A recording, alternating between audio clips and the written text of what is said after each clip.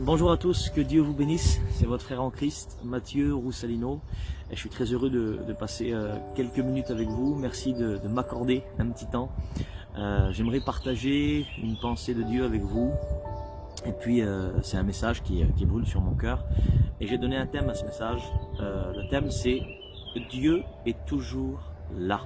Et pourquoi? Eh bien, j'ai donné ce thème à ce message, parce que j'ai fait une expérience avec mes enfants il y a 2-3 jours de ça. Et alors je vous explique, c'était juste avant que mes enfants s'endorment dans leur lit. En fait c'est une couchette, il y a mes deux jumeaux juste en bas et ma petite fille juste au-dessus. Et puis et donc là j'étais sur le point de s'endormir, et comme j'étais en train de leur parler, j'étais en train de leur dire alors à ce temps-là, faut plus parler, il faut s'endormir, il faut voilà, ne dites plus rien du tout. Donc je vous fais confiance, hein. Je m'en vais, je sors dehors, je vous fais confiance. Oui, il n'y a pas de problème mon père, vas-y, il n'y a pas de problème, tu peux aller, en dehors, on s'endort. Et là tout d'un coup j'ouvre la porte et je ferme la porte, mais je suis pas sorti. J'étais sur le coin, sur le côté. Et il y avait juste simplement mon fils Lorenzo et ma fille Chine au-dessus qui pouvaient me voir. Mais Azario, mon garçon, il était sur le côté, il me voyait pas. Et tout d'un coup, Azario s'est levé.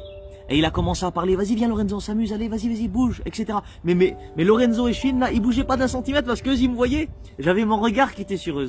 Et puis lui Azario me voyait pas, il continuait. Et puis au bout d'un moment, au bout de, je sais pas, une petite minute, Azario a vu qu'il y avait quelque chose qui se passait. Mais pourquoi vous bougez pas? Qu'est-ce que vous avez? Et puis là Lorenzo a commencé à parler, il a dit mais papa il est toujours là. Mais comment? Et tout d'un coup il a été saisi. Il a plus bougé d'un centimètre. Comment il est toujours là? Mais non. Mais si, regarde, il est en train de te voir. Et là, Dario s'y est retourné. Et là, j'ai commencé à crier sur lui. Je dis à Dario, c'est normal, tu sais ce que tu fais? Je dis alors, est-ce que tu me respectes en faisant ça? Pourtant, tu m'as promis que tu disais pas un mot. J'allais sortir, là, j'allais sortir de la caravane et puis que t'allais t'endormir. Tu me l'as dit, ça? Alors finalement, non. T'as menti, alors.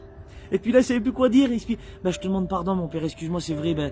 Et puis Lorenzo, lui, par la panique, il a commencé à parler, il a dit, oui, mais de toute façon, à chaque fois que on me dit, ben, on va s'endormir, ben, on commence à parler, puis dès que tu sors, on commence à bouger. Ah bon? C'est normal alors ce que vous faites. Bah c'est vrai, mon père. En vérité, on s'excuse, on te demande pardon. En vérité, on voit que vraiment c'est pas beau ce qu'on fait. C'est vrai. Même quand t'es pas là, on doit te respecter. Même quand t'es pas là, quand ta présence on doit te respecter. Et puis là, bon, je les ai pardonnés. Je dis, écoute, là, je vous fais confiance vraiment. Je sors de la caravane et je veux que vous puissiez vous endormir. Ils ont dit, oui, mon père, vraiment, on te promet que là, on va le faire. Je suis sorti de la caravane et puis ils se sont endormis en quelques instants. Alors maintenant, c'est pour vous faire comprendre que le thème de la prédication, Dieu est toujours là. Pourquoi je voudrais parler de ça? Parce que dans ces moments de trouble qu'on passe en ce moment, on est tous dans la même barque. Et à cause de ce confinage, on est enfermé dans notre maison, dans notre caravane. Et c'est vrai que notre style de vie là, il a été impacté. On ne vit plus pareil. Mais maintenant, mon frère, ma soeur, est-ce que tu dois te relâcher dans la prière? Est-ce que tu dois plus chanter des cantiques pour Dieu? Ne plus jouer de l'instrument pour le Seigneur? Il est vrai qu'il n'y a plus d'église. On va plus à l'église là. On chante plus tous ensemble, on joue plus de l'instrument ensemble, on n'écoute plus des prédications tous ensemble. Mais tu peux continuer à chanter, à écouter des prédications sur ton téléphone. Et puis, j'aimerais te dire que le regard de Dieu est toujours sur toi. Je t'encourage dans le nom du Seigneur Jésus-Christ à ne point te relâcher, à ne point ralentir spirituellement. Mais au contraire, même si on n'a plus cette liberté qu'on avait avant, eh bien, Jésus est toujours présent, le regard de Dieu n'a pas changé sur nous. Alors n'attriste pas le Seigneur au travers de ton comportement. Ah je prierai demain, on a tout notre temps, de toute façon on est confiné dans notre maison. Non, ne réagis pas comme ça, parce que tu peux attrister le cœur de Dieu en faisant ça. Comme mon fils. Mon fils Azario, il était là, il me voyait pas, il croyait que j'avais sorti, puis il en a profité. Non, faut pas en profiter mes amis. Au contraire, passons même peut-être encore plus de temps dans la présence de Dieu. Parce que là, on peut pas dire qu'on n'a pas le temps, on a tout notre temps. Puis je pense à l'apôtre Pierre. Je crois que c'est dans l'évangile de Jean, chapitre 21, verset 3. Comme le Christ était mort, il avait été crucifié sur la croix du calvaire. Et là, le troisième jour, là, les disciples étaient là. Et puis, il y a Pierre qui a pris la parole. Et puis, il a dit, je vais pêcher. Et tout d'un coup, les autres disciples qui étaient avec lui, là, nous aussi, on va avec toi. N'oublions pas que ça, aller pêcher, là, prendre des poissons, là, c'était leur ancien métier. Quand le Christ avait venu vers eux et qu'il leur avait dit, quand il les avait appelés, avec lui, il lui a dit, Pierre, tu ne seras plus pêcheur de poissons, mais tu seras pêcheur d'hommes. La Bible dit que Pierre a tout laissé et poursuivre Jésus. Et là, à ce moment-là, les disciples ne savaient pas que le Christ était ressuscité, c'était le troisième jour. Et Pierre a influencé toute la bande, il a venez, on va pêcher, on va faire ce qu'on faisait auparavant. Pourquoi rebâtir, reconstruire ce qu'on a détruit auparavant? C'est une image, c'est un exemple. Au travers de ce confinement, pourquoi, frère, sœur, tu voudrais refaire les choses que tu faisais auparavant? Non, ne point te relâcher dans ces moments de confinement, mais au contraire, d'honorer le Christ. Seigneur, peut-être que dans ces moments-là, Seigneur, je ne ressens plus fortement ta présence comme avant, mais est-ce que ça veut dire que tu n'es plus là? Non, Dieu est toujours présent. Je t'encourage dans le nom du Seigneur à ne pas attrister le Saint-Esprit. Ne pas attrister le Christ. Le regard de Dieu est toujours sur toi. Il est toujours sur ton foyer, sur ta famille, sur tes enfants, mon frère, ma sœur. Alors, eh bien, au nom du Seigneur Jésus-Christ, ne profite pas de ce moment-là. Au contraire, montre à Christ, eh bien, Seigneur, c'est vrai que je n'ai plus les églises, je n'ai plus la communion avec mes frères, mes sœurs, eh bien, physiquement, mais je peux les appeler par téléphone. Je peux partager les pensées bibliques.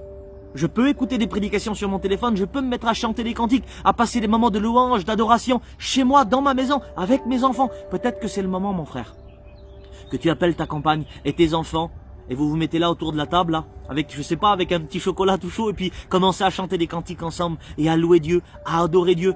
Peut-être que tu ne l'as jamais fait, ou alors ça fait longtemps que tu ne l'as pas fait. Et ce moment-là, c'est une bonne opportunité.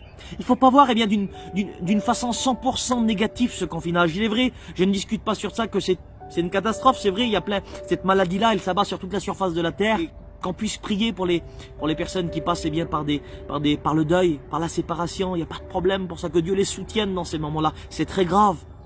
Mais d'un autre côté, c'est aussi, eh bien, un moyen peut-être qu'on n'aura plus jamais de se rapprocher de Dieu, de parler avec le Christ, de répandre notre cœur et notre âme devant Dieu comme jamais auparavant. Alors je t'encourage, mon frère, ma sœur, essaye de toujours t'armer avec cette pensée-là, que Dieu est toujours là. Le regard de Dieu est toujours sur toi. Peut-être que tu ne ressens plus sa présence comme avant, et je terminerai par ça, mais le Christ est toujours là. Et puis, il attend de nous, eh bien, qu'on lui montre un bon témoignage, une bonne position devant lui, un bon langage, qu'on ne se relâche pas dans le spirituel, mais au contraire, qu'on aille de gloire en gloire, qu'on montre, eh bien, nos progrès, comme Paul a dit à Timothée, que tes progrès soient évidents. Alors, dans le nom du Seigneur Jésus-Christ, je termine cette vidéo en vous disant, eh bien, que Dieu est toujours présent, que le regard de Dieu est toujours sur vous, et ne faites pas comme mon fils, mais après il a demandé pardon, et mon père, je vais te respecter, c'est vrai.